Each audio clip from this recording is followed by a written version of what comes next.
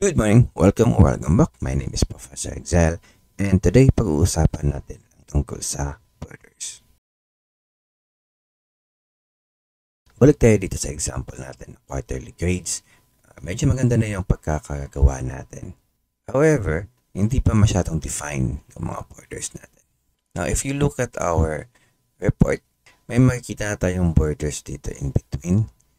And parang hindi na natin kailangan magdagdag pa ng mga borders. However, yung mga borders na nakikita natin dito, hindi po ito na isasama kapag mag-print na po tayo ng report. For example, i-print natin. And wala po tayong makikitang borders dito. Kasi po, yung nakikita natin dito ay hindi po mga borders na report natin or format na report natin. Because ito ay palatandaan lamang po kung ano yung kung nasan yung mga cells.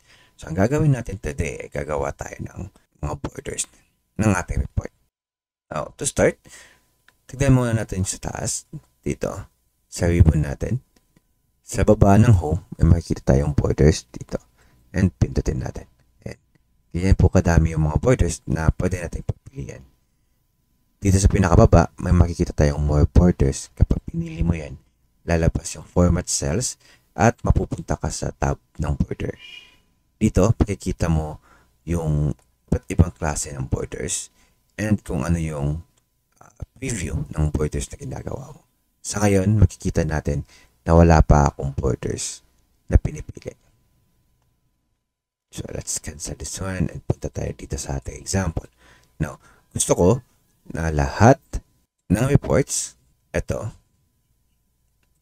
ay naka-separate border. So, pipiliin ko yung lahat. And dito sa taas, sa borders natin, pwede natin piliin kung ano yung gusto natin. Bottom border, top border. But for now, ang gusto ko, gagamitin ko yung all borders. Sa left side niya, makikita nyo yung preview kung ano yung magaganap. So, dito, lahat ng cells ay may border sa gilid. So, ito yung pipiliin ko. And yung lalabas is ito. So, once mag-print tayo, Ctrl P, and kung makikita nyo, may mga borders na yung reports natin. So, same sa iba. Dito, gusto ko, instead na individual cells ang lalagyan ng borders, gusto ko ay yung buong name. So, pipiliin ko yan, and pupunta ako dito. Instead na pipiliin ko yung all borders, ang pipiliin ko is yung outside border lamang. So, ayan. Instead na individual cells ang may border, yung buong name ang may border. So, kung titignan natin yung report, makikita natin na yung buong pangalan ang may border at hindi yung individual cells. Now, same sa taas ang gusto kong gawin. However, kailangan natin isa-isahin yung mga rows na to kung gusto natin na gawin yun. So, here's a simple trick. Pinipili ko lang siya. Punta ako dito sa paste. Format painter. Pipindutin ko to ng 2 beses. And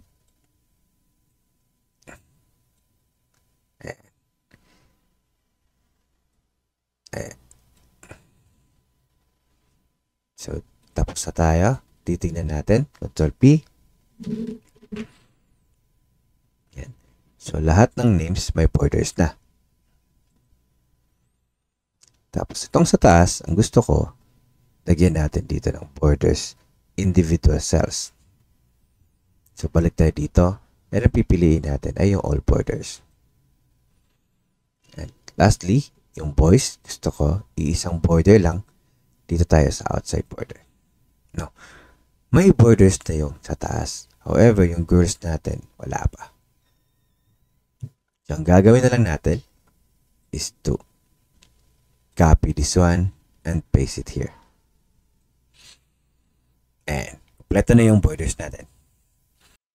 Now, minsan, wala dito sa mga choices yung gusto natin na border. Kaya, ang gagawin natin, punta tayo dito sa baba, sa more borders, at gagawa tayo ng sarili nating border. For example, gusto natin ng medyo makapal na border dito. And I think, baguhin natin yung kulay. Gusto ko na medyo blue maisama o the same sila dito sa ating quarterly grades na word. So, ang gagawin natin, piliin lang natin yung gusto nating baguhin na border. Punta tayo dito, more borders, and dito is gagawa tayo ng sarili nating border. So, makikita natin dito yung preview. Gusto natin na medyo makapal yung border natin. Ito yung gagamitin natin. Once pinindot natin dito, pansinin nyo na hindi nagbabago yung border o yung preview natin. So, ang gagawin natin is once may napili ka na, I think gawin natin broken line. Ito. Once may napili ka na, punta ka dito and piliin mo o i-click mo kung saan mo gusto na click mo kung saan mo gusto na maapektuhan ng border. Now, ngayon, sa ginawa natin, makikita natin na yung dito ay mga broken lines na while yung sa gitna ay hindi naaapektuhan. So, kumbaga, ang binago natin is yung outside lines lang or outside border. Now, again, medyo maganda na siya. However, gusto nating baguhin yung kulay. So, punta tayo dito sa color and pipili tayo ng kulay na gusto natin. I think this one. Mag-match siya dito sa taas. And the same pa din, hindi nagbago yung ating preview. So, the same. Piliin natin yung mga side na gusto nating baguhin. For this example, I think maganda na makita natin yung difference. So, itong dalawa, gagawin nating broken line na kulay blue, while itong dalawa, gawin nating makapal na border na hindi broken line. So, ayan. Yan na yung gusto natin. So, press OK.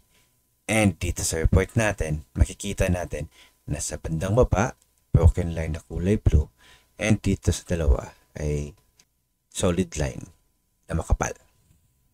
So, yun yung lesson natin today. I hope may natutunan tayo. I-explore nyo yung borders. Madami pa tayong pwedeng gawin dito. And sa next na lesson natin ay pag-uusapan natin yung split borders or yung split set. So, yun lamang po sa ngayon. Again, my name is Professor Excel. Good morning.